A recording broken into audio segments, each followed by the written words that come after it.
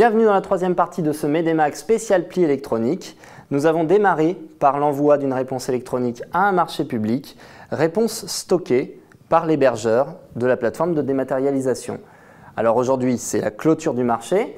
Isabelle est partie chez l'acheteur public pour voir comment il la récupère.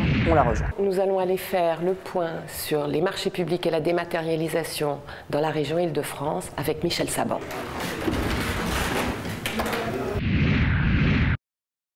Quelle est la politique de la région en matière de marchés publics ? Aujourd'hui, chaque année, nous passons plusieurs centaines de marchés publics, d'un montant entre 500 et 600 millions d'euros, donc 80% en matière de construction, rénovation de nos lycées ou de nos universités. Donc la commande régionale est un puissant vecteur de l'activité économique sur la région.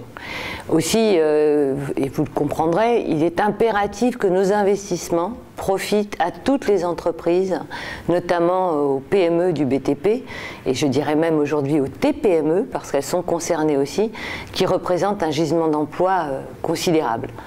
C'est la raison pour laquelle, depuis 1998, le président de la région Île-de-France, Jean-Paul Huchon, a affirmé sa volonté d'ouvrir le plus largement possible sa commande publique.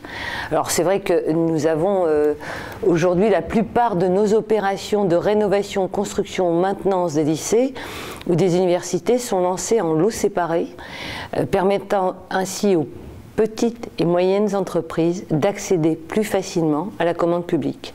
Enfin, depuis 2 ou 3 ans, nous portons nos efforts sur la dimension environnementale, et c'est essentiel, puisqu'aujourd'hui, au-delà de la loi, nous y sommes contraints, environnementale et sociale de nos marchés. Quand je dis social, c'est tout ce qui touche les travailleurs handicapés ou autres, puisque la loi nous oblige aujourd'hui à certaines règles, donc nous confortons nos appels d'offres là-dessus, et l'amélioration surtout de nos délais de paiement, parce qu'il est vrai que les PME comme les TPME, ils sont très sensibles, et nous mettons en place bien sûr la dématérialisation, je vais même dire les appels d'offres par voie électronique de nos marchés publics. Quels sont les enjeux et le bilan de la dématérialisation ? Dans un premier temps, déjà, de nous conformer à la réglementation était pour nous essentiel. Cela veut dire de permettre aux entreprises la transmission de leur candidature et de leur offre par voie électronique pour tout appel d'offres dès le 1er janvier 2005.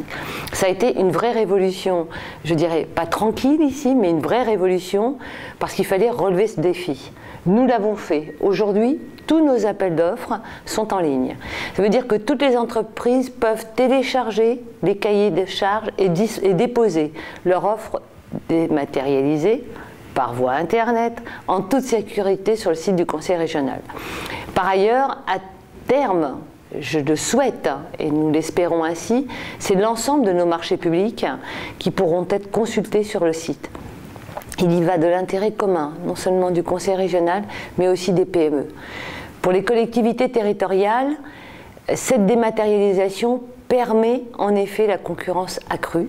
Ça, c'est le but aussi de ce défi. Permet aussi un gain de productivité, c'est essentiel pour nos PME et nos TPME. Une réduction du coût des passations des marchés, et ça je crois que c'est l'intérêt collectif.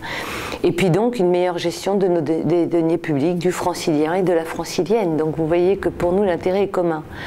Pour les entreprises, et notamment les PME, c'est la garantie d'un meilleur accès à la commande publique, ça je crois qu'ils peuvent en être rassurés, d'un accès simplifié à l'information pour une plus grande passation des marchés, et donc aussi à terme l'assurance d'une forte réactivité. Alors aujourd'hui vous avez plus de 1600 entreprises qui sont d'ailleurs inscrites sur notre plateforme, puisque c'est une plateforme de dématérialisation, et au cours de l'année 2006, c'est à peu près 8500 cahiers des charges qui ont été téléchargés, donc retirés par ce biais-là. La mise en ligne des marchés de la région Île-de-France, je considère que c'est un succès, parce qu'avec ce nombre-là, c'est quand même assez révélateur d'une demande assez forte. Et pour faire le point sur les freins à la dématérialisation et sur la collaboration avec le projet MEDE, je vous donne rendez-vous dans la 4e partie de ce MEDEMAG spécial pli électronique.